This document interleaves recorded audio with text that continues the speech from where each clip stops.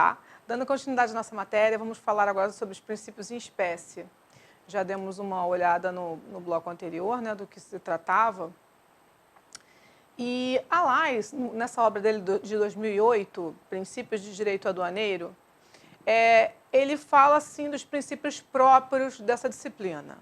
Na norma aduaneira, há de se achar igualmente, assim como também no aspecto tributário e penal, fortes indícios a respeito dos princípios, que em definitivo conformam a dignidade da pessoa humana, juntamente com o princípio da legalidade, da proporcionalidade e do devido processo legal.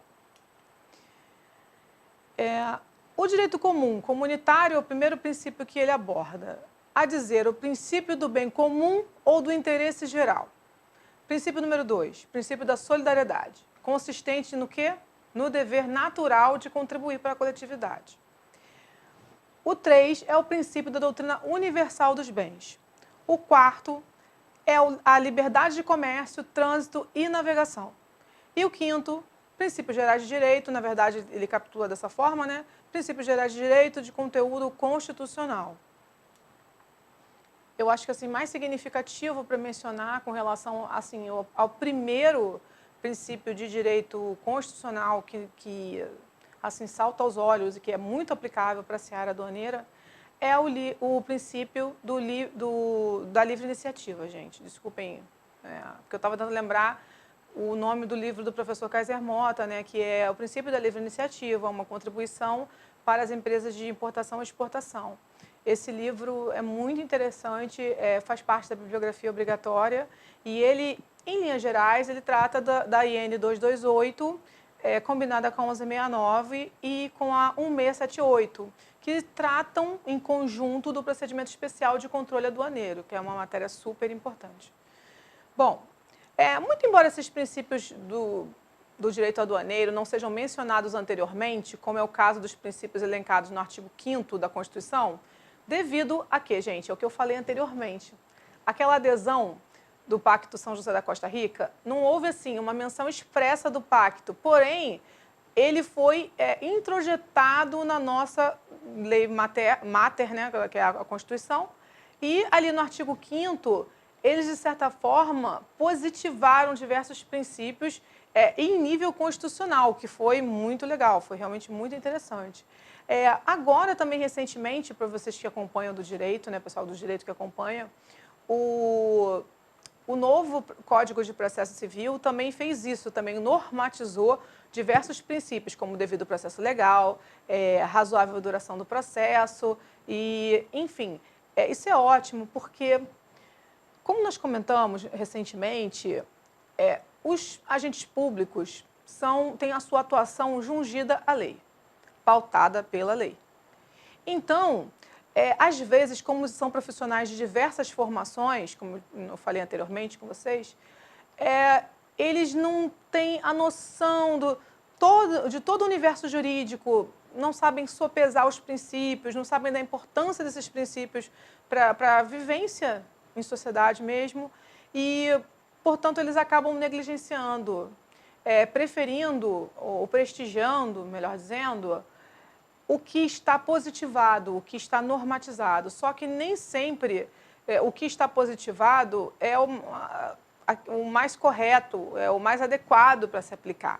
Vide leis inconstitucionais que nós temos, que o Supremo Tribunal, como guardião da Constituição, muito embora a qualidade das últimas decisões tenha sido lamentável,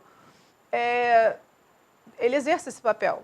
O Supremo Tribunal Federal é o guardião da Constituição, por excelência, e cabe a ele zelar por essa constitucionalidade. E, quando provocado, declarar a constitucionalidade ou inconstitucionalidade de um determinado dispositivo. Mas entrei nesse assunto por quê? Porque se nós temos leis que são declaradas inconstitucionais, essa positivação não pode ser levada a ferro e fogo, certo? Então, foi um avanço que tivessem inserido esses princípios do Pacto São José da Costa Rica na nossa Constituição Federal, bem como inseriram, como nós vamos ver, diversos princípios que estão contidos em outros acordos internacionais na nossa Constituição em diversos artigos, tá?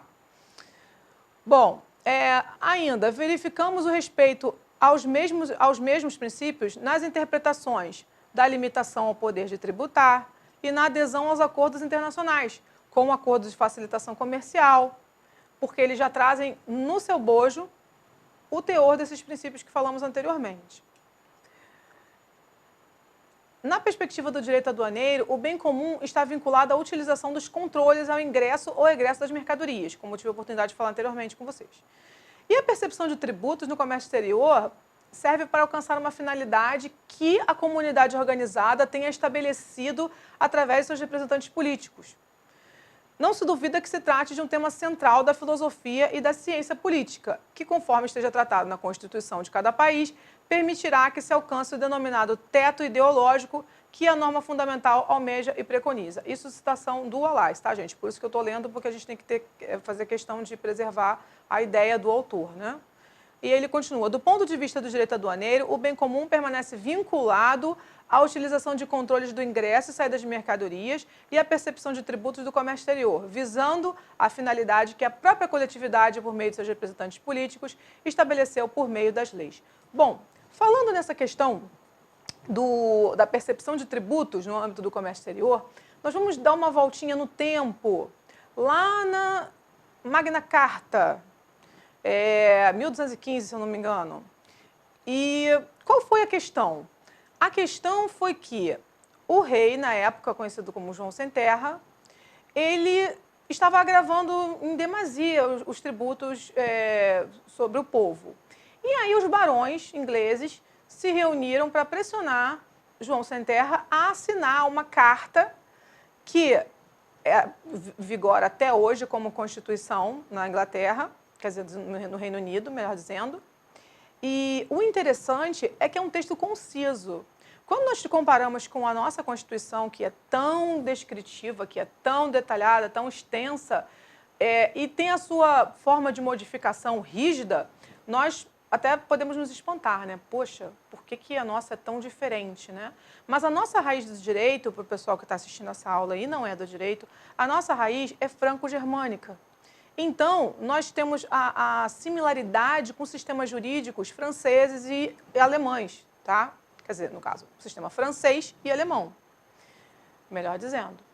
E, no caso, o Reino Unido, bem como os Estados Unidos, o sistema deles, que é conhecido como Common Law, eles têm as normas extremamente sucintas e, na verdade, o peso, aquilo que é utilizado para resolver os casos, não é bem o texto puro da lei, mas sim a interpretação que vem sendo dada pelos tribunais do país, certo? Então, aí tem em casos também, inclusive, precedentes, melhor dizendo, um sistema de precedentes, porque não se visualiza tanto o fato de um conjunto de juízes estarem decidindo de maneira uniforme. Lá, eles analisam assim, caso, o Estado versus fulano, uma empresa, uma pessoa jurídica, uma pessoa jurídica ou uma pessoa física. O Estado versus ciclano. Lá, então, isso comporta o quê? Um precedente. É possível que um precedente seja admitido com peso suficiente para interpretar uma norma constitucional. Da mesma forma, no Reino Unido é assim. Então, eles têm lá a Magna Carta ainda como Constituição, com seus princípios, e ela é determinante. Ela dita a interpretação que vai ser adotada pelos tribunais, certo? E esses precedentes têm um peso muito grande, tá? Então, por que eu entrei nesse assunto? Porque o primeiro princípio que nós mencionamos, ele visa, quando ele fala da questão do poder concedido aos representantes, esse poder também, no nosso sistema aqui, que é um sistema de contrato social, é um sistema de freios e contrapesos, aquela questão de o judiciário limita o legislativo, que limita o executivo, um peso, quer dizer, um poder contrabalançando o outro, tá? Então, dessa forma, se manifesta esse princípio do direito aduaneiro, vejam, de uma doutrina antiguíssima, que vem lá de trás da questão do sistema de freios e contrapesos e da limitação ao poder de tributar e do devido processo legal que ficou estabelecido na Magna Carta. E influenciou, assim, o direito constitucional em todo o mundo, né? Mesmo que não seja, que o nosso país não adote o sistema da common law, o devido processo legal é influência direta no nosso país aqui desse sistema de common law, tá? Porque essa doutrina começou lá. E é lindo você observar porque o que os barões fizeram? Eles limitaram o poder de um rei que até então era um poder absoluto. E que limitação foi essa? A limitação foi a lei em si. Para que houvesse uma privação da liberdade consistente no patrimônio, no uso do patrimônio como bem se entende, dos seus recursos financeiros como bem desejar, isso é uma limitação de liberdade. Né? Você não pode usar da forma como você quer. Você tem a limitação do quê? Do tributo. Então, a questão do tributo está intimamente ligada ao direito de propriedade. E é uma limitação da manifestação de liberdade, que é essa de você poder usar os seus bens da forma como você deseja. Então, vejam que essa questão do tributo está muito ligada à dignidade da pessoa humana. E, por conseguinte, existem umas linhas de pensamento na seara aduaneira de que, por exemplo, o Pacto de São José da Costa Rica, ele tem que ser, as disposições dele, melhor dizendo, nada obstante inseridas na Constituição Federal, elas têm que ter uma interpretação mais ampla porque trata de direitos humanos. Aquele pacto trata de direitos humanos. Que direitos são esses? Dentre eles, né? Um deles é o da propriedade. Então, a gente sai um pouco daquela ideia que o único tipo de acordo que daria ensejo àquela admissão como emenda constitucional, que foi o que foi preconizado pela Emenda Constitucional 45 de 2004, que só tratados de direitos humanos ingressariam no sistema como emenda constitucional, a gente pode pensar também da seguinte forma: acordos internacionais que versem sobre direito aduaneiro e que afetem diretamente o direito de propriedade das pessoas não são acordos que tratam de direitos humanos? Como eles devem ser inseridos na nossa legislação pátria? É essa discussão que nós temos que ter, que nós temos que buscar. Na coletânea de direito aduaneiro, nós temos um artigo do Augusto Armstrong que fala exatamente desse ponto que eu estou abordando com vocês, tá? Que é a utilização ou melhor, a recepção desses acordos internacionais com status de emenda constitucional, tá? Seria o ideal. Por quê? Visam essa tributação aduaneira, ela acaba afetando também não só o direito do Estado, mas também da coletividade, na pessoa dos seus indivíduos, que sim, outorgaram ao representante, na forma de um contrato social, o poder de legislar e de estabelecer barreiras coletivas, ver o que fosse mais interessante para a coletividade, a fim de que não ingressasse no território nada que viesse a ameaçar a soberania nacional, a integridade física, psicológica dos habitantes, nada que viesse a afetar o patrimônio histórico, artístico, cultural e por aí vai, certo? Então, essa eleição dos representantes políticos, ela desemboca, ela deságua exatamente no quê? Na feitura das leis, que vão regular a vida no país, tá? E aí, tratando do segundo princípio, que é o bem comum ou interesse geral, estrito sensu, e o direito aduaneiro, o Allais, ele continua falando assim, bom, quer dizer, eu conceituei que é o segundo, mas eu já não estou aqui com a numeração, então eu vou só destacar que ele, tratando de mais um princípio, ele vai abordar o princípio do bem comum ou interesse geral estrito sensu, tá? Falando em que sentido? A Igreja Católica sinalizou interdependência que existe entre a pessoa humana, indivíduo, e a sociedade. E entre essas duas figuras são estabelecidas relações mutuamente condicionadas, um vínculo, um contrato social. Afirma que essa relação se torna cada vez mais estreita e com progressiva universalização, e tem produzido um conjunto comum que possibilita a vida social entre seus membros, estimulando as associações e implicando obrigações para todo o gênero humano. Dessa forma, deve-se atentar, como tem sido o princípio na nossa Carta Magna, para a excelsa dignidade da pessoa humana, de sua superioridade sobre bens, coisas, e diante desse valor excelso, é necessária a facilitação ao homem de todo o necessário para viver uma vida plenamente humana. Vejam como essa questão da dignidade da pessoa humana, que é um princípio diretamente ligado, é um direito humano, não é isso? Está intimamente ligada à questão do direito aduaneiro. Já já vocês vão entender por quê. Exemplo, no princípio da destinação universal dos bens, que nós vamos tratar mais à frente, existe uma disposição de que, qual é o pensamento por trás desse princípio? Que todo bem criado pela inteligência humana deve ser acessível para todos os homens. Exemplo, então, lá na Alemanha, criam um aparelho de surdez que é praticamente um implante substitutivo do ouvido natural. Tá? Então, a pessoa que não tem não nasceu com alguma deficiência nesse equipamento, digamos assim, ele tem nessa prótese que foi criada na Alemanha,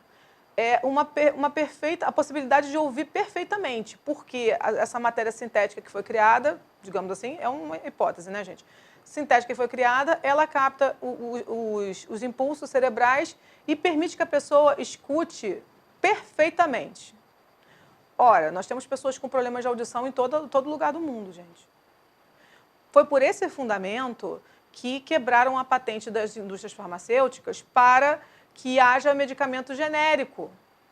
Porque nem todos têm condição de pagar pelo medicamento, digamos assim, o original, a matriz, digamos assim. A maioria das pessoas tem possibilidade de ter acesso ao genérico. E não era humano você cercear o acesso dessas pessoas a esses medicamentos por um direito privado. Então, aí houve um sopesamento de princípios muito bonito, né? Muito lindo, para determinar essa quebra da patente, do direito de propriedade da farmacêutica, não é? Para o direito da coletividade, das pessoas que que devem ter acesso a um medicamento mais acessível. Porque a doença é um fator imperativo. É um fator imperativo e que não admite esse tipo de debate, esse tipo de amesquinhamento, digamos assim. Né? É um fator que está muito acima dessas dilações, desses argumentos, tá? Melhor dizendo. Então, quando ele fala que essa outorga de poderes, o que ele quer dizer com isso? Que a outorga de poderes, ela é feita em prol da coletividade. Nós outorgamos esses poderes aos nossos representantes para nosso bem, porque nós entendemos que essa é a melhor forma de garantir a integridade e a sobrevivência da nossa sociedade, do nosso Estado.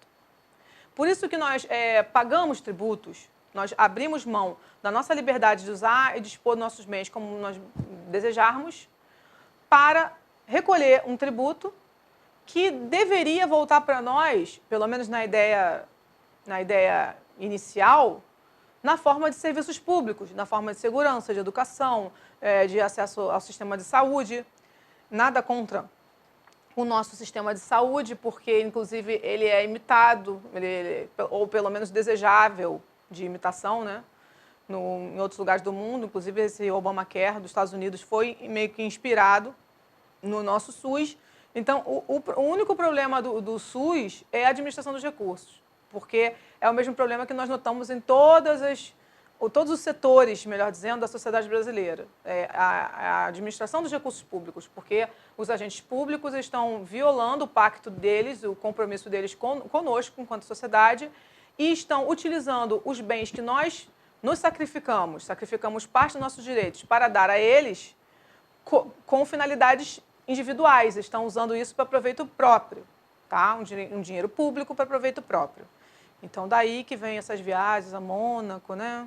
Essas coisas que nós tivemos o desprazer de ver, mas que agora, ab início, estão sendo cobrados desses agentes criminosos, como no caso do digníssimo Sérgio Cabral, da Adriana Anselmo, essas pessoas que estão respondendo, aqui no caso do Rio de Janeiro, por crimes cometidos dessa natureza, né? Então, do ponto de vista do direito aduaneiro, o que eles violaram, logo de princípio, né? O princípio do bem comum. A conduta deles, a conduta antijurídica deles de utilizar os recursos dessa forma, violou, inclusive, um princípio de direito aduaneiro, que é o princípio do bem comum, tá? Para vocês verem como essa coisa acaba se infiltrando.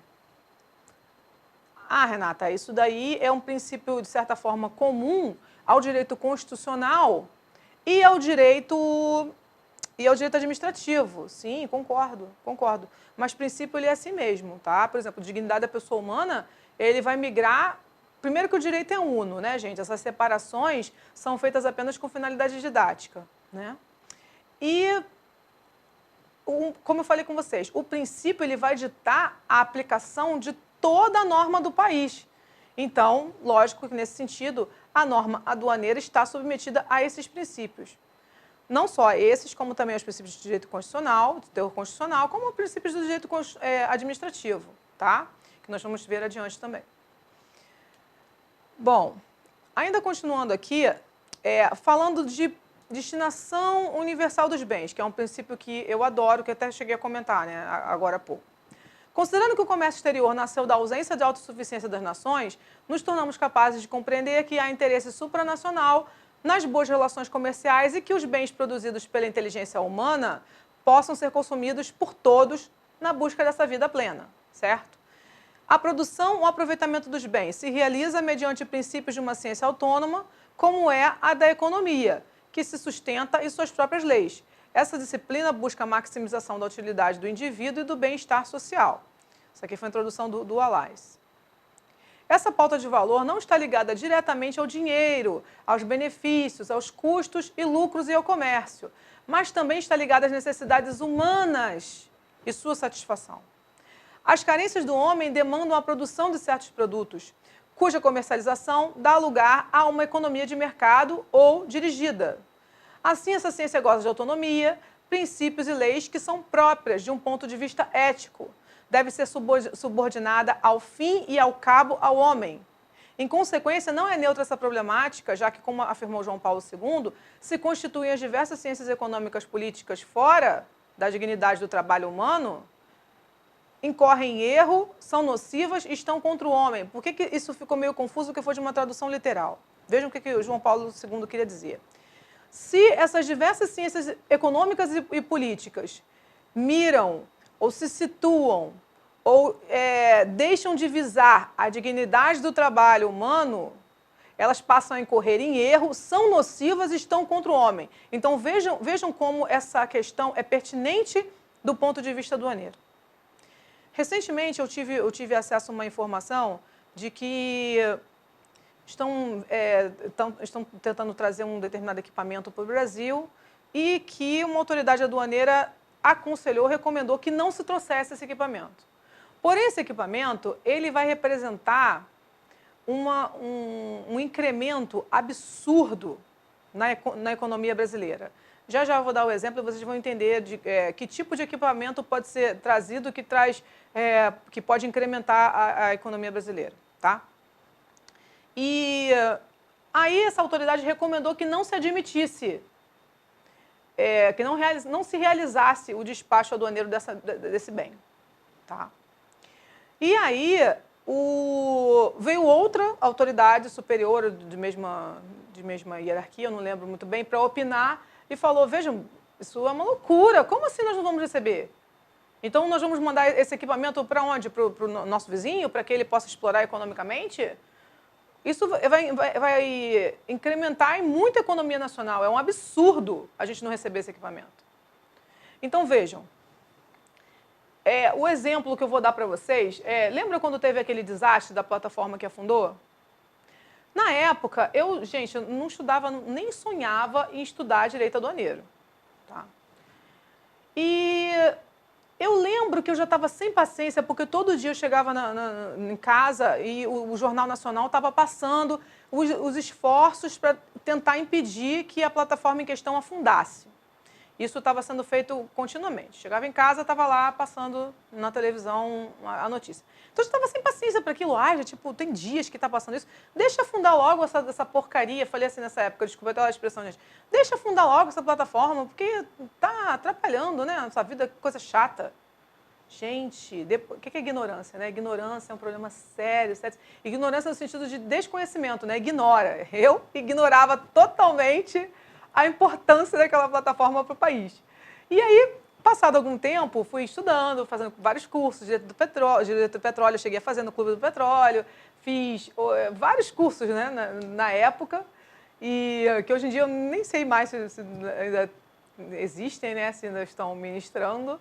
E aí, num desses cursos, o profissional da Petrobras, porque tinha muita gente que vinha, né, da indústria para dar aula para a gente, e ele falou que, com o afundamento daquela plataforma, o produto interno bruto do país, de um ano inteiro, foi perdido.